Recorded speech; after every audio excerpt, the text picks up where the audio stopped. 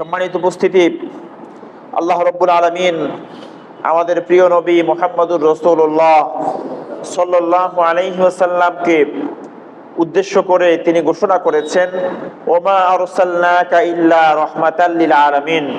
হে নবী, আপনি গোটা জগৎ সমূহের জন্য আপনাকে আমি আল্লাহ রহমত হিসেবে প্রেরণ করেছি। আল্লাহ রাব্বুল আলামিনের রুবুবিয়ত, আল্লাহ রাব্বুল আলামিনের রব, এইটার সীমানা যতটুকু, আমার আপনার নবীর রহমত, তিনি যে রহমত, এর সীমানাও অতটুকু। যেই যেই জায়গায় আল্লাহ রব, ওই জায়গায় রসুল রহমত। রসুল কি? রহমত। কুল কায়নাতের জন্য আল্লাহ রাব্বুল আলামিন যাকে রহমত স্বরূপ, যাকে অনুগ্রহ স্বরূপ প্রেরণ করেছেন, তিনি শুধু মানুষের নবী ছিলেন না, তিনি কুল কায়নাতের জন্যই নবী ছিলেন। সুবহানাল্লাহ। তাই তো আল্লাহ রাসূল সাল্লাল্লাহু আলাইহি ওয়াসাল্লাম একবার সাহাবায়ে কেরামগণকে নিয়ে মরুভূমিতে একটা সফরের মধ্যে ছিলেন। হঠাৎ করে একটা উট এসে কেঁদে কেঁদে কি যেন আল্লাহ রাসূলের সাথে বলল। উট তো সাধারণত কথা বলতে পারে না। যখন উট চলে গেল, আল্লাহ রাসূল সাল্লাল্লাহু আলাইহি ওয়াসাল্লামকে সাহাবায়ে কেরাম জিজ্ঞেস করলেন, ইয়া রাসূলুল্লাহ, উট আপনার কাছে কি বলল? আল্লাহ রাসূল বললেন, ও আমার সাহাবীরা, উট আমার কাছে এই বিচারটা দিছে যে তার মালিক তারে দিয়া অনেক বেশি খাটায়, তারে খাইতে কম দেয়, খাবার কম দেয়, অনেক বেশি পরিশ্রম করায়। এই নালিশটা উট আমার কাছে করে গেছে, কারণ তিনি উটেরও কি? নবী। উটের জন্য তিনি রহমত, তিনি আসমানের জন্য রহমত, তিনি জমিনের জন্য রহমত। চন্দ্র, সূর্য, গ্রহ, তারা, আরশ, কুরসি, লৌহ, কলম, আল্লাহর সৃষ্টির ব্যক্তি যতটুকু পর্যন্ত আমার আপনার নবীর রহমত ততটুকু পর্যন্ত বিস্তৃত। এমন একজন নবী আল্লাহ সুবহানাহু ওয়া তাআলা আমাদেরকে দান করেছেন। যখন মক্কায় আল্লাহ রাসূল সাল্লাল্লাহু আলাইহি ওয়াসাল্লাম দ্বীনের দাওয়াত প্রচার করতে লাগলেন, কাফির বেঈমানেরা বিভিন্ন ভাবে, বিভিন্ন অ্যাঙ্গেলে আল্লাহ রাসূলকে আপনার তিরস্কার করতে লাগলো, কষ্ট দিতে লাগলো, জবানের দ্বারা, হাত দ্বারা রাস্তায় কাটা বিছাতে লাগলো। তিনি যখন আপনার সিজদায় অবনত হলেন, মাথার উপরে উটের পচা নারী ভুঁড়ি চাপাই দেয়া হলো। চতুর্দিক থেকে বিরোধিতা, বিদ্রোহ এবং অসহযোগিতা, তুচ্ছ তাচ্ছিল্য ভরে যখন তারা আল্লাহ রাসূলের সাথে বিভিন্ন আচার ব্যবহার করতে লাগলো, আল্লাহ রাব্বুল আলামিন তখন ঘোষণা করলেন, ওয়ারাফানা লাকা যিকরাক, হে নবী, আমি আপনার জন্য আপনার নামকে আমি সমুন্নত করে দিয়েছি। সুবহানাল্লাহ। আজকে সেই কাফের বেঈমানগুলো একটাও আর আজকে পৃথিবীতে নাই, তাদের নাম নিশানা অস্তিত্ব পৃথিবীতে নাই, তাদের কোনো ওয়ারিস পৃথিবীতে নাই। অথচ আমার আপনার নবীর ইজ্জত, সম্মান, অনুসারীর পৃথিবীতে অভাব আছে? নবীর জন্য জীবন দেওয়া মানুষের অভাব আছে? সুবহানাল্লাহ। ১৫০০ বছর আগে তিনি এসেছিলেন, যার সাথে আমাদের কোনো রক্তের সম্পর্ক নাই, যার সাথে আমাদের ভৌগোলিক কোনো সম্পর্ক নাই, যার সাথে আমাদের বংশের কোনো সম্পর্ক নাই, আত্মীয়তার সম্পর্ক নাই, ভাষাও এক না। তারপরও একটু চিন্তা করেন তো দেখি, দিলের ভিতরে কার জন্য মহব্বতটা বেশি লাগে? কার জন্য মনটা কাঁদে? সুবহানাল্লাহ। এই মহব্বত আল্লাহ প্রত্যেকের দিলে জারি করে দিয়েছেন, আর তার নামকে আল্লাহ সমুন্নত করে দিয়েছেন। যারা কুচ্ছরটনা করেছিল, তুচ্ছ তাচ্ছিল্য করেছিল, এরা নিশ্চিহ্ন হয়ে গেছে দুনিয়ার জমিন থেকে। জাহান্নামের কীটগুলো জাহান্নামে চলে গেছে।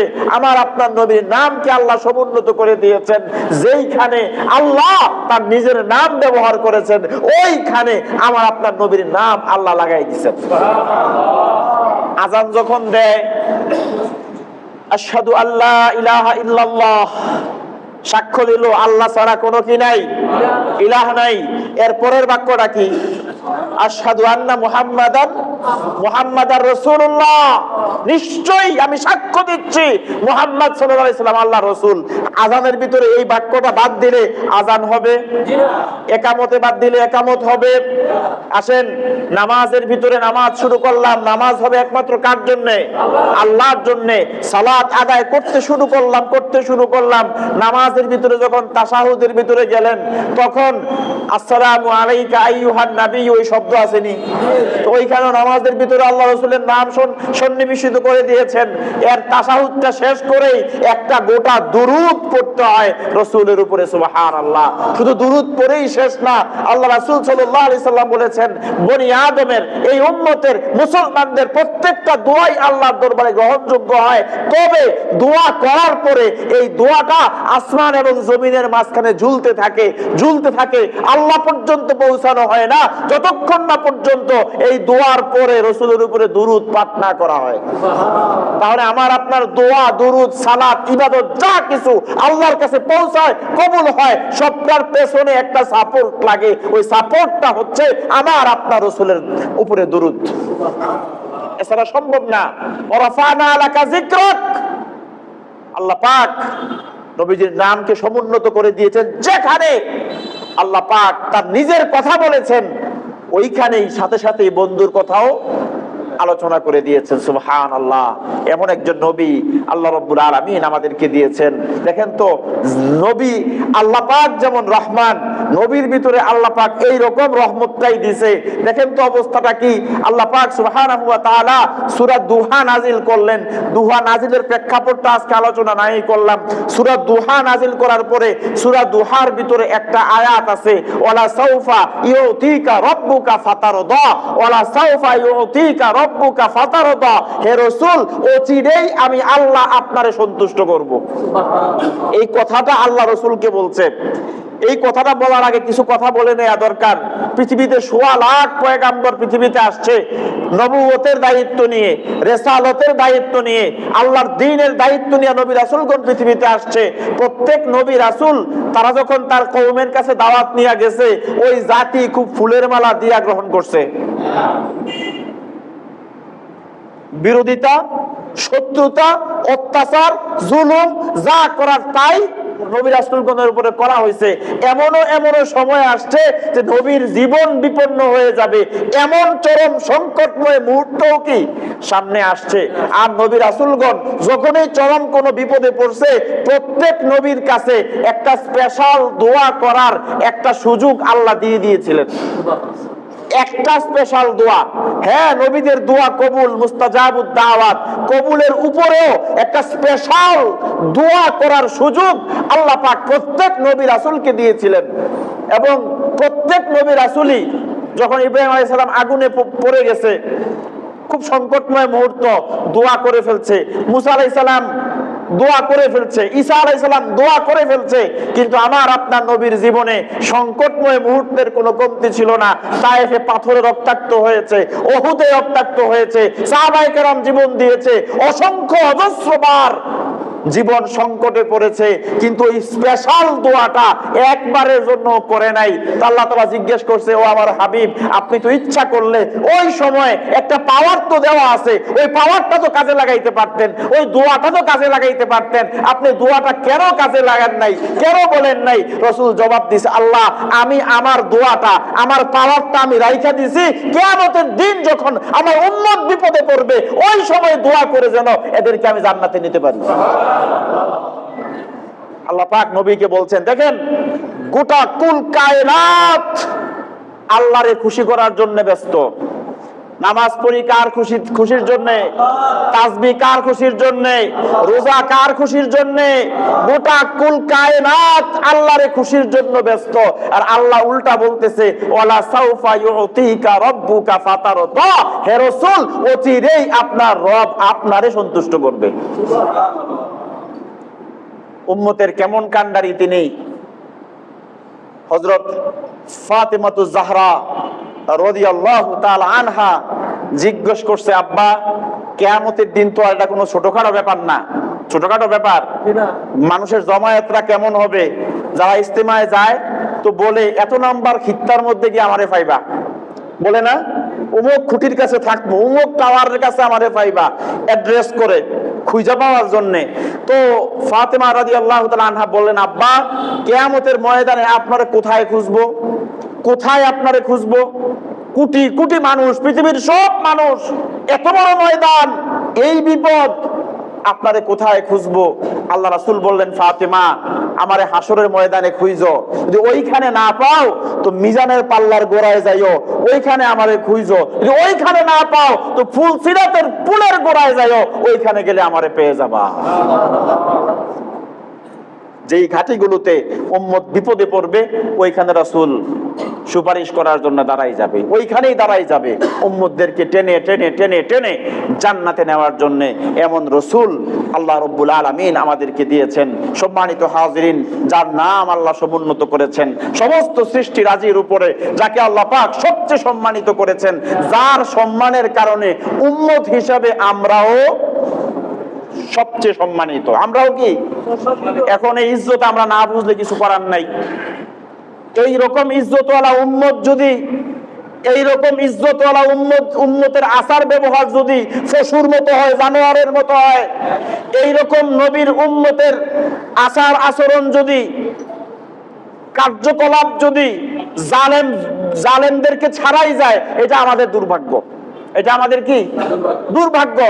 কিন্তু এই নবীর শান অনুযায়ী, উম্মতের শান অনুযায়ী আজকে আমরা ভাই বহুত দূরে, আজকে আমরা বহুত দূরে।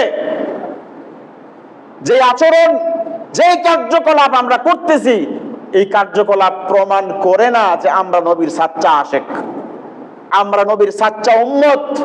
আমাদের কার্যকলাপ এটা প্রমাণ করে না। সম্মানিত উপস্থিতি, কথা সামনে আগায় নিয়ে যাই। আল্লাহ রাব্বুল আলামিন এই নবীকে এমন রহমত করে পাঠিয়েছেন। আল্লাহ রাসূল বলছেন, আমি আমার আব্বা ইব্রাহিম আলাইহিস সালামের দোয়া আর ঈসা আলাইহিস সালামের সুসংবাদ। ঈসা আলাইহিস সালাম ইয়াতিহি মিন বাদ ইসমুহু আহমদ, তিনি ঘোষণা দিয়েছেন আমার পরে একজন নবী আসবে, একজন রাসূল আসবে যার নাম হবে আহমদ। তিনি এই সুসংবাদটা গোটা বিশ্ববাসীর সামনে দিয়ে গিয়েছিলেন। আর ইব্রাহিম আলাইহিস সালাম তিনি যখন তার ছেলে ইসমাঈল আলাইহিস সালাম ওনাকে নিয়ে দুইজন নবী, মুবারক নবী, একজন খলিলুল্লাহ আর একজন জাবিহুল্লাহ, দুই নবীরে দিয়া আল্লাহ পাক কাবা শরীফের নির্মাণ কাজ করিয়েছেন। এই হাত কি কোনো সাধারণ হাত? দুই মুবারক নবীর মাধ্যমে আল্লাহ কাবা শরীফ নির্মাণ করালেন। কাবা শরীফ নির্মাণ করার পরে ইব্রাহিম আলাইহিস সালাম, আমরা এই কথা জানি, কাবা শরীফের গায়ে হাত দিয়ে দোয়া করলে দোয়া কি হয়? দোয়া কি হয়? দোয়া কবুল হয়। ইব্রাহিম আলাইহিস সালাম অনেকগুলা দোয়া করছেন সেখানে কাবা শরীফ নির্মাণের পরে, তিনি একটা স্পেশাল দোয়া করে বসছেন। তিনিও জানেন শেষ নবী দুনিয়াতে আসবেন, সব নবীরাই জানে, কিন্তু দোয়া করতে গিয়া ইব্রাহিম আলাইহিস সালাম দোয়া করে বসছে, রব্বানা ওয়াবআস ফীহিম রাসূলাম মিনহুম ইয়াতলু আলাইহিম আয়াতিকা ওয়া ইউআল্লিমুহুমুল কিতাবা ওয়াল হিকমাতা ওয়া ইউযাক্কিহিম। হে আল্লাহ, আপনি আমার বংশ থেকে, আমার গোত্র থেকে ওই যে শেষ নবী আপনি পাঠাবেন, এই নবীকে আপনি আমার গোত্র থেকে পাঠান, আমার বংশ থেকে পাঠান, যিনি মানুষকে আপনার আয়াতগুলো তেলাওয়াত করে শোনাবে, মানুষকে তিনি ইলম শিক্ষা দিবে, হিকমত শিক্ষা দিবে, এবং মানুষকে যিনি পবিত্র করবে সমস্ত গুনাহ থেকে, পাপ থেকে, এমন নবীকে আল্লাহ আপনি আমার বংশ থেকে পাঠান। দোয়া করছে ইব্রাহিম আলাইহিস সালাম। যেদিন নবীজির আব্বা আব্দুল্লাহর সাথে নবীজির আম্মা আমেনার মিলন হলো, নবীজি ওনার আব্বা আব্দুল্লাহ থেকে মা আমিনার গর্ভে প্রবেশ করলেন। এই দিন আমেনা ঘুমাই গেছে। হঠাৎ করে রাতের বেলায় স্বপ্নে দেখেন একজন বুজুর্গ, জ্যোতির্ময় একজন ব্যক্তি এসে আমেনাকে ডেকে বলতেছে, আমেনা সুসংবাদ গ্রহণ করো, সুসংবাদ গ্রহণ করো। আজ থেকে প্রায় 2700 বছর আগে কাবা শরীফের গায়ে হাত দিয়া দোয়া করেছিলাম, আল্লাহ আজকে আমার দোয়া কবুল করছে। আখেরি জামানার পয়গাম্বর আল্লাহ রাব্বুল আলামিন তোমার গর্ভে পাঠাই দিয়েছে। সুবহানাল্লাহ। মা আমেনা বলেন যে ওই দিনের পর থেকে আমি অনেক আশ্চর্য জিনিসপত্র দেখতে লাগলাম, আমি অনেক আশ্চর্য জিনিসপত্র দেখতে লাগলাম। আমি যখন রাস্তায় বের হই আমি দেখলাম যে আকাশের মেঘগুলো আমারে ছায়া দেয়, পাখিগুলো কি যেন কিচিরমিচির করে আমারে বলতে চায়, গোটা পৃথিবী থেকে যেন আমার কানের মধ্যে শুধু সুসংবাদ আর সুসংবাদের একটা ধ্বনি আমি শুনতে পাই। যেদিন আল্লাহ রাসূল সাল্লাল্লাহু আলাইহি সাল্লাম পৃথিবীতে আগমন করবেন, আপনারা সবাই জানেন আল্লাহ রাসূল দুনিয়াতে আসার 6 মাস আগেই ওনার আব্বাকে আল্লাহ দুনিয়া থেকে নিয়ে গেছেন। বাবা নাই, তৎকালীন জাহিলি সমাজের পিতৃহীন একজন শিশু, তার অবস্থা কি হইতে পারে, কত অসহায় হইতে পারে। দাদা আব্দুল মুত্তালিব এই পরিবারের দায়িত্বে আছেন, যখন উনি ভূমিষ্ঠ হবেন এমন একটা সম্ভাবনাময় মুহূর্ত, দাদা আব্দুল মুত্তালিব ধাত্রী মহিলা খুঁজতে বের হয়েছে। আল্লাহ রাব্বুল আলামিন বলেন যে না, পৃথিবীর কোন ধাত্রী মহিলার কাজ আমি লাগাবো না, আমার হাবিব পৃথিবীতে আসবে, আল্লাহর ফেরেশতারা এবং জান্নাতি মহিলাদের দ্বারাই আল্লাহ এই কাজ সম্পাদন করে দিয়েছেন। আমেনা বলেন, আমি দেখতে পেলাম আমার ঘরের উপরের চালটা সরে গেল, উপর থেকে কিছু জ্যোতির্ময় জান্নাতি কিছু নারী আমার ঘরের মধ্যে প্রবেশ করছে। কোন কোন রিওয়ায়াতে আসছে ঈসা আলাইহিস সালামের মা মারিয়াম, ইব্রাহিম আলাইহিস সালামের স্ত্রী হাজেরা, তারপরে আপনার ফেরাউনের স্ত্রী আসিয়া, এমন কিছু জান্নাতি নারী আল্লাহ রাব্বুল আলামিন এই কাজ সম্পাদনের জন্য আসমান থেকে পাঠাই দিয়েছেন। তিনি যখন দুনিয়াতে আগমন করেন অবস্থাটা এমন ছিল যে আল্লাহ রাসূলের দুইটা হাত আমরা সিজদায় গেলে যেমন হাতগুলো জমিনে রাখি এমন অবস্থায় ছিল। কোন কোন রিওয়ায়াতে আসছে যে উনি যখন ভূমিষ্ঠ হলেন, ওনার ভূমিষ্ঠ হইতে গিয়া একজন মা যেই ব্যথা কষ্ট বা যেই নাপাকি যা কিছু হয় এর কোনো কিছুই ঘটে নাই, মা আমেনার কোনো কষ্ট ছাড়াই, মারে কোনো কষ্ট দেওয়া ছাড়াই আল্লাহ রাব্বুল আলামিন ওনারে দুনিয়াতে পাঠাইছে। এসেই একটা সিজদার মতো করে এসেই দুনিয়াতে দুইটা হাত তিনি লাগাইছে, একটা সিজদার মতো করে আসছে। তারপরে আসমানের দিকে মাথা উঁচু করে তাকাইয়া কি যেন বলতেছিলেন মুহাম্মদুর রাসূলুল্লাহ সাল্লাল্লাহু আলাইহি ওয়াসাল্লাম। মা আমেনা বলেন, অবস্থাটা এমন ছিল আমি দেখতে পেলাম এমন একটা জ্যোতির্ময় নূর, এমন একটা আলো প্রকাশিত হলো, যেই আলোয় কোথায় মক্কা, কোথায় পারস্যের কিসরা কায়সার, এই আলোতে আমি পারস্যের কিসরা কায়সার পর্যন্ত আমি দেখতে পেয়েছি। পারস্যের বর্তমান যে ইরান, এরা ছিল অগ্নি পূজারী, আগুনের পূজা করত। 1000 বছর ধরে এরা আগুন জ্বালাই রাখছে, আগুনের পূজা হইতো, আগুন নিভতে দিত না। সহস্র বছরের এদের প্রজ্বলিত আগুন যখনই আল্লাহ রাসূল দুনিয়াতে আসছে সাথে সাথেই এদের আগুন ধপ করে নিভে গেছে। কিসরা কায়সারের যে পারস্যের খসরু, তার যে রাজপ্রাসাদ ছিল, রাজপ্রাসাদটাই জুলুমের ধসে পড়েছে। এজন্য এক আগাম বার্তা, আর জুলুম নয়, আর অত্যাচার নয়, আর কুসংস্কার নয়, আর দেবী গাছ নাচের পূজা নয়, চন্দ্র সূর্যের পূজা নয়, সত্যের বাহন, সত্যের হকের বাহক মুহাম্মদুর রাসূলুল্লাহর আগমন ঘটে গেছে। এক আল্লাহর তাওহীদের, এক আল্লাহর ইবাদত হবে, কোন জুলুম অত্যাচার আর নয়। এই বার্তা যেন দিয়াই মুহাম্মদ সাল্লাল্লাহু আলাইহি সাল্লাম পৃথিবীতে আগমন করেছেন। এখন তৎকালীন আরবের যে রীতি অনুযায়ী, প্রথা অনুযায়ী আল্লাহ রাসূল সাল্লাল্লাহু আলাইহি ওয়াসাল্লাম মায়ের দুধ পান করছে 3 দিন বা এর বেশি কিছু সময়। ওই সময়কার সময় অনুযায়ী শিশুদেরকে আপনার দুধ মা লালন পালন করতো কিছু টাকার বিনিময়ে। ওই সময় অন্যান্য যে মহিলাদের বাচ্চা হতো, গরিব মহিলারা, তারা এসে ওই সম্ভ্রান্ত পরিবারের বাচ্চাগুলোকে নিত, টাকার বিনিময়ে দুধ পান করাতো। দুধ পান করা এটা একটা প্রথা তৎকালীন আরবে ছিল। আরো একটা মজার বিষয় ঘটছে, নবীজির আপন চাচা আবু তালেব, নবীজির আপন চাচা আবু লাহাব। আবু তালেব ইসলাম গ্রহণ করে নাই, কিন্তু ইসলামের পক্ষের মানুষ ছিলেন, যথেষ্ট সাহায্য সহযোগিতা করছে, আল্লাহ রাসূলকে লালন পালন করছে, আদর করছে, স্নেহ করছে। কিন্তু কিছু গোরামির কারণে, গোত্রীয় বংশীয় গোরামি, হ্যাঁ আমি আমার এই পথটা ছেড়ে দিব, এইরকম কিছু গোরামির কারণে আবু তালেব মুসলমান হয় নাই, কিন্তু ইসলামের বিরোধিতাও করে নাই। কিন্তু আবু লাহাব ইসলামের ঘোর বিরোধী ছিল। কিন্তু যখন বাতিজা দুনিয়াতে আসছে তখন তো আর নবীজি কালেমার দাওয়াত দেয় নাই, তখনও শত্রু না। এই খবরটা আবু লাহাবের একজন দাসী ছিল, সুয়াইবিয়া এই দাসীর নাম। এই দাসী সে এই সময় আমেনার ঘর থেকে বের হয়ে এসে এই সুখবরটা আইসা আবু লাহাবকে দিছে, দিয়া বলছে, আবু লাহাব তোমার তো ভাইটা মারা গেছে, কিন্তু তোমার ভাইয়ের ঘরে এমন একটা শিশু জন্মগ্রহণ করছে, আমার মনে হয় না পৃথিবীতে এমন শিশু এর আগে কেউ দেখছে। এত সুন্দর শিশু, এত সুন্দর শিশু। কারণ আমার আপনার নবীর চেয়ে সুন্দর কোন মানুষ কি এর আগে পৃথিবীতে আসছে না এর পরে কোন দিন আর আসবে? সুবহানাল্লাহ, সুবহানাল্লাহ। ইউসুফ আলাইহিস সালামকে সবাই সুন্দর বলে, অবশ্যই ইউসুফ আলাইহিস সালাম সবচেয়ে সুন্দর মানুষ ছিলেন। আম্মা জান আয়েশা সিদ্দিকা রাদিয়াল্লাহু তাআলা আনহা তিনি বলতেন যে আমার একটা সূর্য আছে, আসমানেরও একটা সূর্য আছে। আসমানের সূর্যটা আসমানে উদিত হয় দিনের শুরুতে আসমানের সূর্যটা পূর্ব আকাশে উদিত হয়। আমারও একটা সূর্য আছে, আমার সূর্যটা রাত যখন হয় এই সূর্যটা আমার ঘরে প্রবেশ করে। যে আসমানের চাঁদ সূর্য না, পৃথিবীর কোন সৌন্দর্যের কোন তুলনা হয় না আমার আপনার নবী মুহাম্মদুর রাসূলুল্লাহ সাল্লাল্লাহু আলাইহি সাল্লামের সাথে। এমন সুন্দর একটা শিশু, এমন সুন্দর একটা মানুষ করে আল্লাহ রাব্বুল আলামিন নবীজিকে দুনিয়াতে পাঠাইছে। নবীজির মা আমেনা একদিন বলতেছিলেন, আমি তো নিজের ছেলের দিকে তাকাই চেহারার দিকে, এত সুন্দর শিশু। আমেনা বলতেছে, আমার মনে হয় না পৃথিবীতে আমার ছেলের মতো এত সুন্দর কোন ছেলে আর আছে। এটা উনি বলতেন।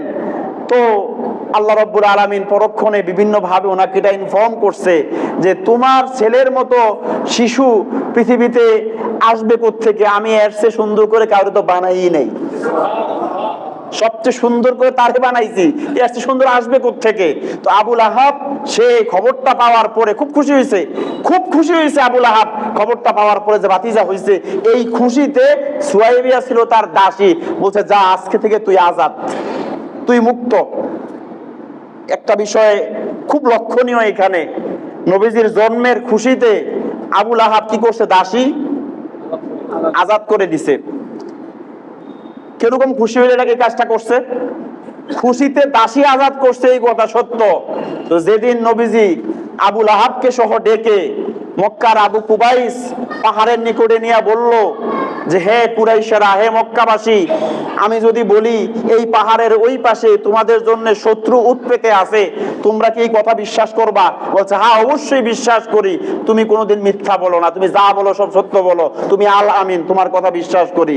নবীজি বলেন তাইলে আমি বলতেছি আখিরাত সত্য, আল্লাহ সত্য, পরকাল সত্য এবং আমি সত্য নবী, তোমাদেরকে দ্বীনের দাওয়াত দিতেছি। এই কথা বলার পরে সর্বপ্রথম পাথরটা দিয়া যে প্রথম আঘাতটা করছে এটা অন্য কেউ না, ওই চাচা আবুল আহাবই। তাই যে নবীর জন্মে খুশি হইলাম, আর নবীর দিন সামনে আসার পরে দিন মানার ক্ষেত্রে আইসা যদি অসন্তুষ্ট হই, বিরোধিতা করি, তাহলে খুশিতে কোনো কাজ হবে? জশ্নে জুলুসে কাজ হবে? গোটা জিন্দেগি সুন্নতের ধারে কাছেও নাই, পাক পবিত্রতার ধারে কাছে নাই, নামাজের সাথে নাই, নবীজির আদর্শের সাথে নাই, নবীজির আদর্শ বাস্তবায়নের জন্য নাই, কোরআনের রাজ কায়েমের পক্ষে একটারে পাওয়া যায় না। শুধু 12 তারিখ আসলেই একটা মিছিল দিয়া ওই আবুল আহাব মার্কা মুসলমান আমরা হতে চাই না, বরং নবীজির প্রত্যেকটা হুকুম, প্রত্যেকটা সুন্নাত বাস্তবায়নের মধ্য দিয়া আমরা নবীজির সচ্চা আশিক প্রমাণ করতে চাই। আবুল আহাব খুশিতে দাস পর্যন্ত আজাদ করে দিছে, কিন্তু সময় মতো পাথর মারতে দেরি করে নাই। তাব্বাল্লাকা ইয়া মুহাম্মদ বলে পাথরটা সর্বপ্রথম আবুল আহাব মারছে। আল্লাহ এটা বরদাস্ত করেন নাই, আল্লাহ এটা সহ্য করেন নাই। একটা সূরা তাব্বাত ইয়াদা নামে আছে না নাই? আল্লাহ একটা সূরা নাজিল করে দিছে, রাসূলকে হিট করবেন আর আল্লাহ আপনাদের ছাইরা দিবে। ব্যাপারটা তো এরকম না। আল্লাহ সাথে সাথে আয়াত নাজিল করে বলছে তাব্বাত ইয়াদা আবি লাহাব, তাব্বাত ইয়াদা আবি লাহাবি ওয়া তাব, আবুল আহাবের উভয় হাত ধ্বংস হোক। পাথর মারছে এক হাত দিয়া, আল্লাহ বলছে কি উভয় হাত ধ্বংস হোক। উভয় হাতের ব্যাখ্যা কি? উভয় হাতের ব্যাখ্যা হলো তার এক হাত দুনিয়া, তার আরেক হাত আখিরাত। আবুল আহাবের দুনিয়াও ধ্বংস, আবুল আহাবের আখিরাতও ধ্বংস। আল্লাহ পাক বরবাদ করে দিয়েছেন। নিকৃষ্ট জাহান্নামীদের মধ্যে একজন আবুল আহাব।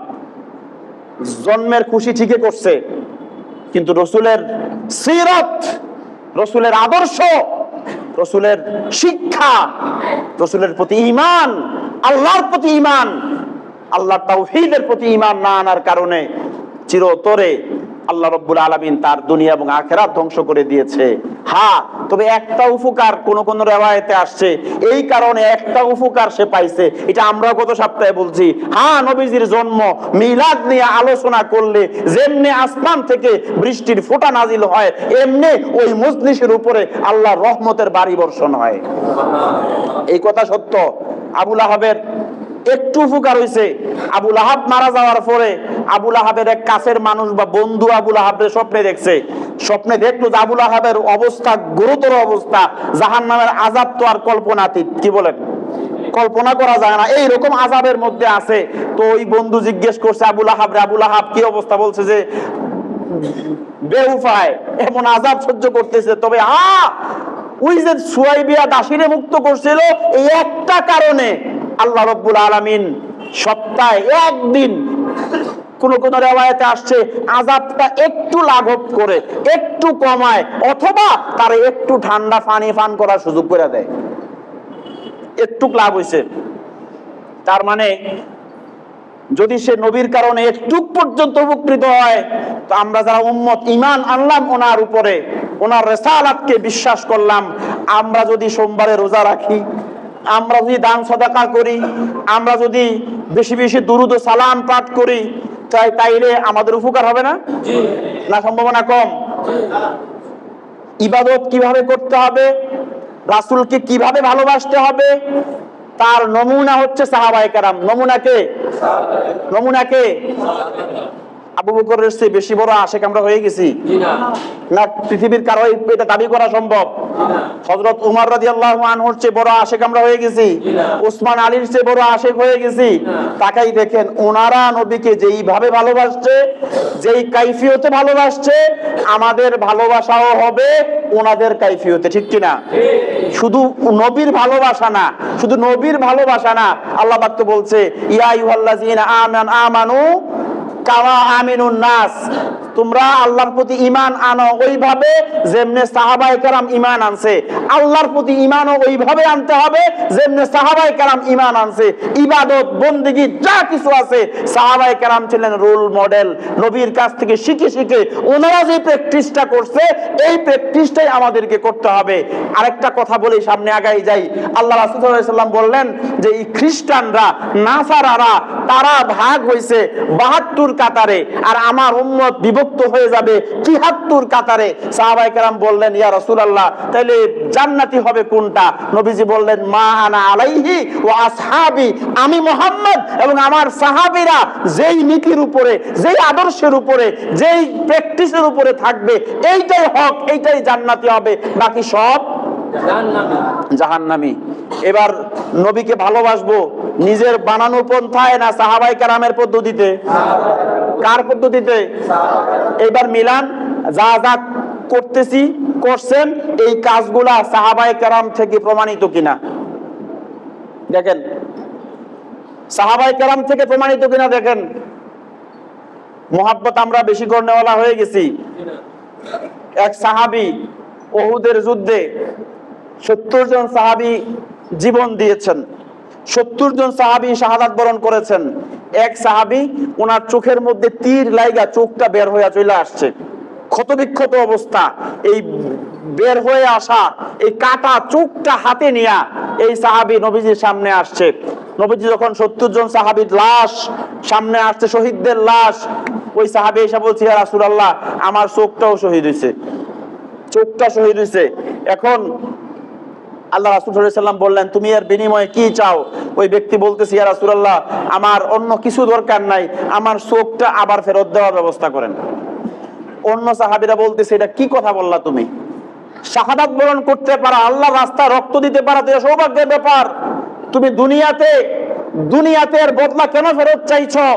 সাহাবী বলছে ও আল্লাহর বান্দারা, তোমরা আমারে ভুল বুঝো না, আমি আমার এই চোখের মায়া করতেছি না, যদি আমি একবারে শহীদ হয়ে যেতাম এটা আমার জন্য অনেক ভালো ছিল, আমার জন্য সুখবরের ছিল, কিন্তু আমি দুনিয়াতে বেঁচে আছি, কিন্তু নবীজিও আমাদের সামনে বেঁচে আছেন। আমি এখন থেকে একটা চোখ দিয়া আমার নবীরে দেখা আমার হৃদয়ে ভরবে না, আমার প্রাণ জুড়াবে না। এই জন্য আমি চাই আল্লাহ যেন ওই চোখটা আমার ফেরত দেয়, যতদিন আমি জীবিত থাকি আমি যেন দুইটা চোখ দিয়াই আমার নবীর চেহারা আমি দেখতে পারি। এরকম ভালো আমরা বাসতে পারছি রসুলকে। সাহাবী ক্ষুধার্ত, প্রচন্ড ক্ষুধার্ত, গিয়া মসজিদে নববীতে বসে আছেন নবীজির সামনে। নবীজি দেখেই বুঝছে কোনো ঘটনা আছে, বলছে কোনো কাজ কাম নাই, বলে না ইয়া রাসূলুল্লাহ আমার কোনো কাজ নাই। দেখলেন লোকটা প্রচন্ড ক্ষুধার্ত, বলছে এইখানে কেন আসছো, কি চাই? বলছে ইয়া রাসূলুল্লাহ কিচ্ছু চাই না, প্রচন্ড ক্ষুধা নিয়ে যখন আপনার দরবারে আসি আপনার চেহারার দিকে তাকাইলে ইয়া রাসূলুল্লাহ ক্ষুধা ভুলে যায়। একই কথা হাসান এবং হুসাইন রাদিয়াল্লাহু আনহুমা তারাও বলছে। গিয়া বলতেছে ফাতেমা রাদিয়াল্লাহু তাআলা আনহার কাছে, আম্মা ঘরে খাবার নাই, অনেকদিন ঠিক মতো খাইতে পায় না, ক্ষুধার্ত। বলছে আম্মা একটু নানা বাড়িতে নিয়ে যান, আবদার ধরছে। ফাতেমা রাদিয়াল্লাহু তাআলা আনহা বুঝছে যে ক্ষুধার যন্ত্রণা এগুলো বলতেছে, বলছে আমার জানা মতো তোমার নানার ঘরেও কোনো খানা নাই। তখন দুজন বলতেছে আম্মা আমরাও জানি নানার ঘরে খাবার নাই, কিন্তু মা যখন নানার সামনে যাইয়া বসি তো পেটের মধ্যে কোনো ক্ষুধা আর থাকে না। সাহাবায়ে কেরাম এইভাবে রসুলকে ভালোবাসছেন। ভালোবাসার নমুনা হবে এইরকম, লাভ ঝাপ মিছিল। পরে দেখলাম একদল বৈশা বিড়ি টানে, এগুলা ভালোবাসার নমুনা? এগুলাকে আশিকে রাসূল বলে? মেসওয়াক নাই, দাড়ি নাই, সুন্নত নাই, পবিত্রতা নাই, 5 ওয়াক্ত নামাজ নাই, জামাত নাই, ঠিক মতো রোজা রাখে না, শরীয়তের পর্দা মেনটেন করে না, কোনো আমলের সাথেই নাই। শুধু জবানটা দিয়ে আমি আশিকে রাসূল বললেই হবে, বললেই হবে। আল্লাহর দরবারে কবুল হওয়ার জন্য শর্ত ঠিক সাহাবায়ে কেরাম যেই মাপে আমল করেছে, যেই মাপে রসুলকে মহাব্বত করেছে, ওই মাপেই রসুলকে মহাব্বত করতে হবে, এবং মহাব্বতটা হতে হবে আমাদের নিজের জীবনের চাইতেও বেশি। মহাব্বতটা কি হওয়া লাগবে? নিজেদের জীবনের চাইতেও বেশি মহাব্বতটা হওয়া লাগবে। যতক্ষণ পর্যন্ত নিজের জীবনের চেয়েও বেশি মহাব্বত রসুলকে করা না যাবে, অতদিন পর্যন্ত পরিপূর্ণ ঈমানদার ঘোষণা দেওয়ার সুযোগ নাই। কি নাই? নিজেকে পরিপূর্ণ ঈমানদার ঘোষণা দেওয়ার সুযোগ নাই যতক্ষণ না পর্যন্ত নবীকে সবচাইতে বেশি ভালোবাসার দাবিদার হতে না পারবো। সাহাবায়ে কেরাম এটা কইরা দেখাইছে, এটা কইরা দেখাইছে। উহুদের যুদ্ধে যখন উহুদের যে গুহার মধ্যে আল্লাহ রাসূল আশ্রয় নিলেন, আশ্রয় নেওয়ার পরে এই গুহাকে লক্ষ্য করে কাফেররা বারবার তীর নিক্ষেপ করতেছিলেন, যে গুহার মধ্যে তীর মারতে পারলেই মুহাম্মদ সাল্লাল্লাহু আলাইহি ওয়াসাল্লাম কি করা যাবে? হত্যা করা যাবে। তালহা রাদিয়াল্লাহু তাআলা আনহু তিনি গুহার মাথায় দেখলেন যে তীর ফিরাবে কি দিয়া, কেউ নাইও। এই আল্লাহর বান্দা গুহার মুখে এইভাবে দাঁড়াই গেছে, যতগুলা তীর মারছে ততগুলা তীর তার শরীরে বিদ্ধ হয়েছে, সামনে পেছনে তীর বিদ্ধ। যখন শাহাদাত বরণ করছে গুনে গুনে 81টা তীর তার শরীর থেকে খোলা হয়েছে, অথচ একটা তীরও ওই গুহার ভিতরে আল্লাহর নবীর গায়ে লাগতে দেয় নাই। এটা হচ্ছে রাসূলের প্রতি মহাব্বত, ইশক এটাকেই বলে। হাজারো সুন্নত আজকে আমাদের থেকে ভুলুণ্ঠিত হয়ে যায়, রসুলকে গালি দেওয়া হয়, রসুলের আদর্শের উপরে কলঙ্ক চাপানো হয়, আদর্শের সৈনিকদের উপরে লাঞ্ছনা আর অপমানিত করা হয়। গোটা পৃথিবী থেকে নবীজির এই দাঁত ভাঙ্গা ইসলামকে বিকিয়ে দেওয়ার ষড়যন্ত্র করা হয়। উম্মত তখন আমার রক্তে আগুন জ্বলে না, তখন আমি যে রাসূলের উম্মত এই দাবি আমি করছি, এই দাবির সপক্ষে আমি আমার প্রমাণটুকু দিতে পারি না, অত জবান দিয়া বারবার বলতেছি ইয়া রাসূলুল্লাহ আপনাকে ভালোবাসি, আপনাকে মহাব্বত করি। সাহাবায়ে কেরাম শুধু জবানটা দিয়া না, এরা কাজের মাধ্যমে নিজের জীবনকে উৎসর্গ করার মাধ্যমে সাহাবায়ে কেরাম রাসূলকে মহাব্বতের প্রমাণ তারা দিয়ে গিয়েছে, ঠিক কিনা? এই প্রমাণ তারা দিয়েছে। সম্মানিত উপস্থিতি, আল্লাহ রাসূল সাল্লাল্লাহু আলাইহি সাল্লাম প্রায় 3 দিন পরে তায়েফ থেকে একদল লোক স্বামী স্ত্রী তারা মক্কায় আগমন করছে।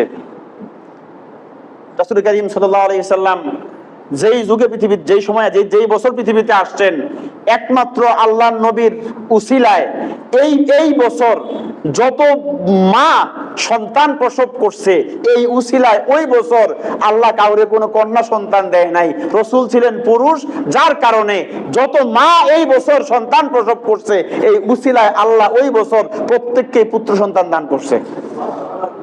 আল্লাহ রাসূল সাল্লাল্লাহু আলাইহি সাল্লামকে তিনি মক্কায় আছেন, দুধমা খোঁজা হচ্ছে, দিয়ে দেওয়া হবে। তায়েফ থেকে যারা আসছে, এর ভিতরে একটা দম্পতি ছিল হালিমা রাদিয়াল্লাহু তাআলা আনহার দম্পতি, তাদের পরিবার। তারা যেই বাহনে চড়ে মক্কায় আসছে, অন্যান্যরা যে বাহনে চড়ে আসছে, তাদের বাহনটা ইন কম্পারিজন একটু দুর্বল ছিল, খোঁড়া ছিল, তাড়াতাড়ি রান করতে পারে না, দৌড়াইতে পারে না। তো অন্যান্য যারা আসছে তারা একটু আগে আগে মক্কায় আইসা মোটামুটি ধনী পরিবারের, যাদের থেকে টাকা বেশি পাওয়া যাবে, এই পরিবারের শিশুগুলা তারা নিয়ে নিছে। এখন মুহাম্মদ সাল্লাল্লাহু আলাইহি সাল্লামকে অনেকেই দেখা গেছে, যখন শুনছে আব্বা নাই, টাকা পয়সা দেওয়ার মতো তেমন কেউ নাই, তো অনেকেই কি করে নাই, এই শিশুটাকে নেয় নাই। কিন্তু হালিমা আয়েশা ঢুকছে সবার পরে, সব শিশু নেওয়া হয়ে গেছে, তো চিন্তা করলেন যে আমি একেবারে খালি হাতে ফিরে যাওয়া, এত দূর থেকে আইসা এটা সমীচীন হবে না। শুনছে একটা এতিম শিশু নাকি আছে, দেখা যাক এই শিশুটার খোঁজ খবর নেয়া। আল্লাহু আকবার! কিসমত হালিমার কত বড়, চিন্তা করতে পারেন?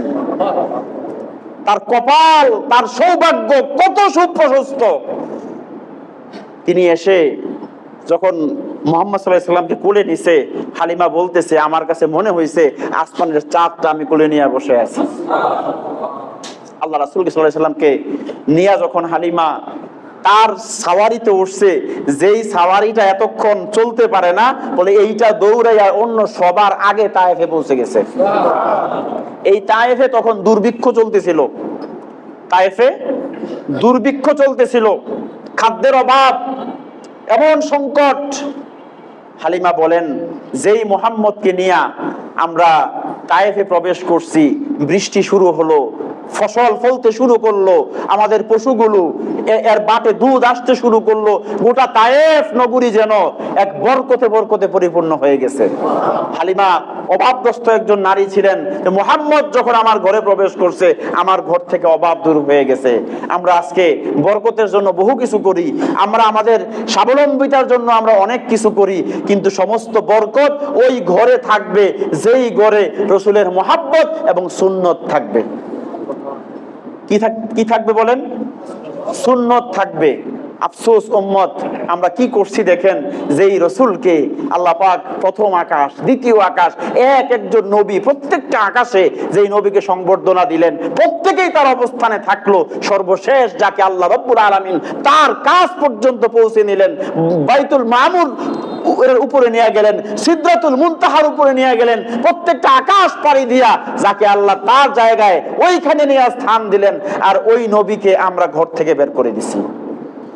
ওই নবীর সুন্নত দিয়ে আজকে আমি মুসলমানের ঘর চলে না, ওই নবীর সুন্নত দিয়ে আমার বাজার আজকে চলে না, আমার ব্যবসা ওই রাসূলের সুন্নত দিয়ে চলে না, বরং মুসলমানের মুখে এই কথা আমি নিজে শুনছি, বলছে ভাই হালাল ভাবে ব্যবসা করলে এখন আর লাভ করার সুযোগ নেই। আপনি কত বড় তুহমতটা দিচ্ছেন আপনি জানেন? হালাল ব্যবসা এটা আবিষ্কার করছে কে? এটা স্রষ্টা কে? আল্লাহ বুঝি হালাল ব্যবসা দিছে আপনি লস খাওয়ার জন্য? বরং উপার্জনের বরকতের সিংহভাগ আল্লাহ রাখছে ব্যবসার মধ্যে, আর এক নগণ্য কিছু অংশ রাখছে অন্যান্য কর্মের ভিতরে। আর আপনি ডায়ালগ মারেন যে হালাল ব্যবসা করলে চলা যাবে না, করা যাবে না, এইটা আপনার ভুল কথা। বরং আমরা গোটা সিস্টেমটাকে করাপ্টেড করার কারণে হালাল দু চারজন করতে চাইলেও এরা করার সুযোগ পাচ্ছে না, ঠিক কিনা বলেন? করার সুযোগ পাচ্ছে না। সরকারি অফিসগুলোতে যদি এক দুইজন অফিসার একটু সৎ হয়, তার সৎ হয়ে বাঁচা সহজ। সৎ হয়ে বাঁচা সহজ হয়, তারে ওই খাগড়াছড়ি বান্দরবন পাঠাবে, আর নাইলে তারে ঘরে গিয়ে জবাই করবে, বেটা তোর জন্য পুরা চেইন নষ্ট, উপরেও খায় তলেও খায়, তুই মাঝখানে কোরআনের কাড়া হইয়া দাঁড়াইছস, করবে না এটা? আচ্ছা বলেন তো, হালাল খাওয়াতে দোষ ছিল? সিস্টেমটা করাপ্টেড করে ফেলছি আমরা, ওটা সিস্টেমটাকে বরবাদ করে ফেলছি আমরা। এটাই ছিল ঘটনা। রাসূল করিম সাল্লাল্লাহু আলাইহি সাল্লাম তায়েফে যাওয়ার পরে গোটা বরকত যেন তায়েফে ধরা দিয়েছে। ভাই, যদি বরকত চাই, যদি জীবনে উন্নয়ন চাই, কল্যাণ চাই দুনিয়া এবং আখিরাতে, তরিকা একটা, মুহাম্মাদুর রাসূলুল্লাহ সাল্লাল্লাহু আলাইহি ওয়াসাল্লাম।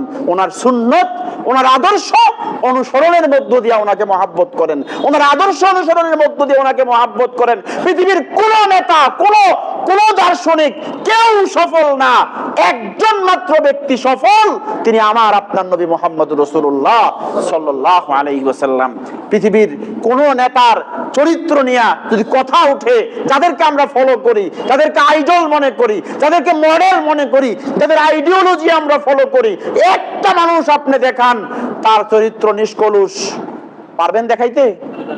তো আমার আপনার নবীর ব্যাপারে আমি আপনি কি বলবো? স্বয়ং আল্লাহ ওনার চরিত্রের সার্টিফিকেট দিয়া, ওনার চরিত্রের মাধুর্যতা বর্ণনা করতে গিয়া স্বয়ং আল্লাহ বলতেছেন, ওয়া ইন্নাকা লা আলা খুলুকিন আযীম, হে নবী আপনি হচ্ছেন পুত পবিত্র, সবচাইতে আযীম, সবচাইতে সম্মানিত চরিত্রের অধিকারী। সার্টিফিকেট আল্লাহ দিচ্ছেন। সাহাবা আয়েশা রাদিয়াল্লাহু তাআলা আনহাকে জিজ্ঞেস করছে, আম্মা জান আমার নবীর চরিত্র কেমন ছিল? আয়েশা রাদিয়াল্লাহু আনহা পরক্ষণেই প্রশ্ন করছে, তুমি কি কোরআন পড়ো না? তুমি কি কোরআন পড়ো না? বলছে, হ্যাঁ কোরআন পড়ি। আয়েশা রাদিয়াল্লাহু আনহা বলছেন, এই কোরআনের বাস্তব অনুরূপ হচ্ছে মুহাম্মদুর রাসূলুল্লাহ সাল্লাল্লাহু আলাইহি ওয়াসাল্লাম। এক বিন্দু হেরফের নাই, এক বিন্দু, এক চুল পরিমাণ হেরফের নাই। যেমনটা কোরআন তেমনটাই রাসূল। আদর্শের মধ্যে কোনো ফারাক নাই, যা আল্লাহ বলছে, যা আল্লাহ চাইছে, বাস্তব রূপ হচ্ছে মুহাম্মদুর রাসূলুল্লাহ সাল্লাল্লাহু আলাইহি ওয়াসাল্লাম। সফলতার একটাই চাবিকাঠি পৃথিবীতে, আল্লাহর কোরআন, রাসূলুল্লাহর সুন্নাত। বলেন কি? আল্লাহর কোরআন, রাসূলুল্লাহর সুন্নাত এবং রাসূলের আদর্শ মানা মুসলমানের উপরে নফল, মুস্তাহাব নাকি?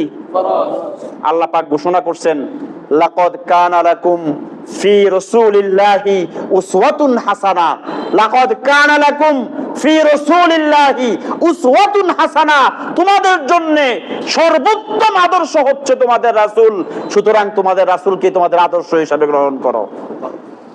আচ্ছা বলেন তো, কোরআনের এই বক্তব্যের পরে যদি সে মুসলমান দাবি করে, তার পক্ষে অন্য কাউকে আর আদর্শ মানার কোন সুযোগ আছে আপনাদের জানা মতে? আর যদি কয় যে না আমার আদর্শ অমুক, আবার গাইটা দেখা যায় ওই বেদার আদর্শের সাথে কোরআনের এবং রাসূলের আদর্শের বিশাল ফারাক, এবং ফারাক না অনেক বিদ্রোহ দেখা যায়, তাইলে কি এই কথা বলার পরে আমি আর মুসলমান আছি? সাবধান, খুব সেনসিটিভ ব্যাপার, খুব সংবেদনশীল ব্যাপার।